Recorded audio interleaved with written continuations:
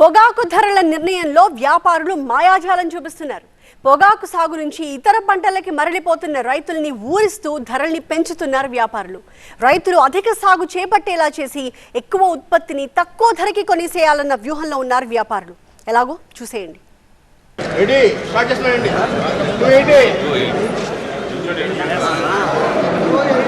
పొగాకు సాగుకు పేరొందింది ప్రకాశం జిల్లా. పొగాకు పంటకు సరైన ధర రాక రైతులు లబోదిబోమంటున్నారు. ఏడాది పొగాకును పరిమితికి మించి సాగు చేశారు. అయితే కర్ణాటకలో తక్కువ ఉత్పత్తి జరగడంతో ఇక్కడ మంచి ధరలొస్తాయని స్థానిక రైతులు ఆశించారు. కానీ రైతులు ఆశించినట్లుగా జరగలేదు. వ్యాపారులు ధరలు తగ్గించడంతో రైతులు తీవ్రంగా నష్టపోయారు. ఇది తగ్గిపోతుందని రైతులే మళ్ళీ తెచ్చుకొచ్చారు. మళ్ళీ అయిపోయింది. మళ్ళీ 36.5కి పోయింది. వాళ్ళు జిమ్మిక్కులు చేస్తున్నారండి. అంతా వాళ్ళ చేతుల్లో పని. రైతులను ఆడుకున్నారు ఈ సంవత్సరం. వారంలో కొంచెం పెంచుతారు, ఒక వారంలో తగ్గిస్తారు. ఆ వారంలో ఏదైనా ఉన్న నెంబర్ పొగాకు బయటికి తెస్తారని వాళ్ళు జిమ్ముకు చేస్తున్నారు.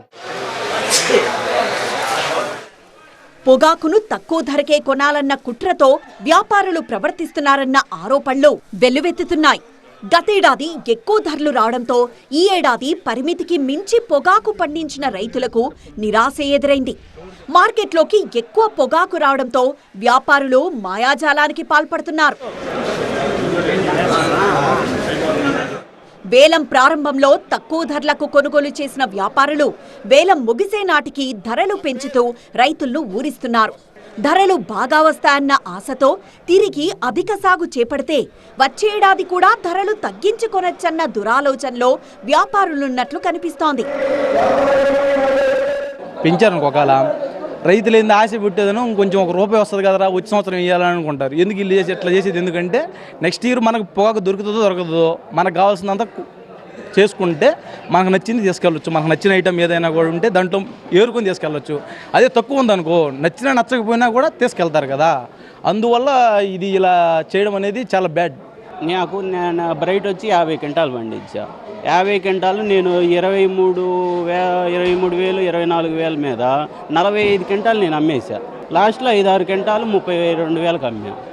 అప్పుడు నీకు ఎంత లాస్? నాకు 3 లక్షల దాకా లాస్ వస్తుంది. అలాగే చాలా లాస్ అనమాట. ఇలా సిండికేట్ అయ్యే వ్యాపారులు ఇలా చేశారు. అది గవర్నమెంట్ నీకు సెంట్రల్, ఇది స్టేట్ గవర్నమెంట్ లేదు కదా.